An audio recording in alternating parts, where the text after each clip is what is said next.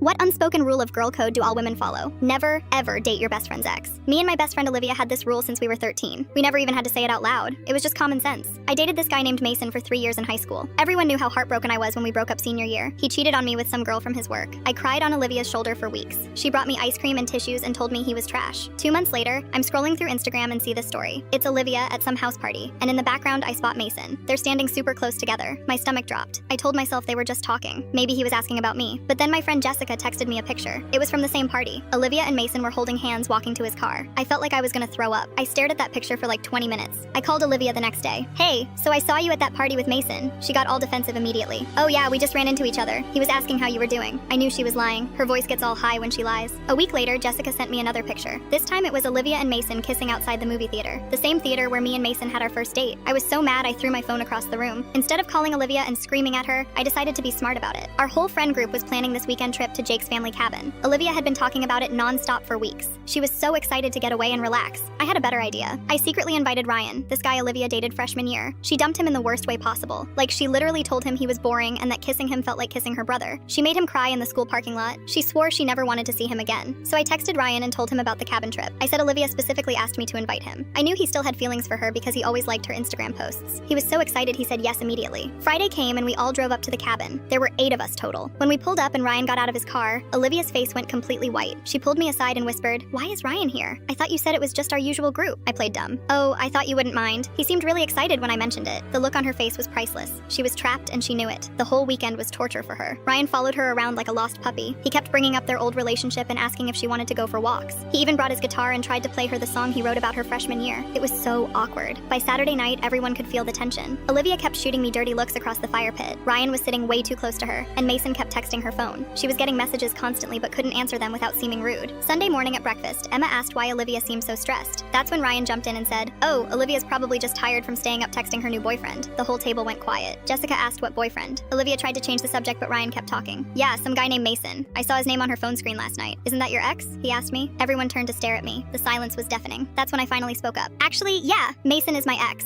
and Olivia's been dating him behind my back for weeks." I pulled out my phone and showed everyone the pictures Jessica had sent me. Here's them holding hands, and here's them kissing at the movies. The whole table erupted. Everyone started talking at once. Emma called Olivia a terrible friend. Jake said that was seriously messed up. Even quiet Sarah said she couldn't believe Olivia would do that. Olivia started crying and tried to explain. She said it just happened and that she didn't plan it. She said Mason came to her for advice about winning me back, and then they just connected. She swore she was going to tell me eventually, but I was done listening. I stood up and said, "I don't care about Mason anymore, but you broke the one rule we've had since middle school. You went behind my back and lied to my face. I can't trust you anymore." The drive home was silent. Olivia tried to text me later that day, but I didn't respond. Mason tried calling too, but I blocked his number.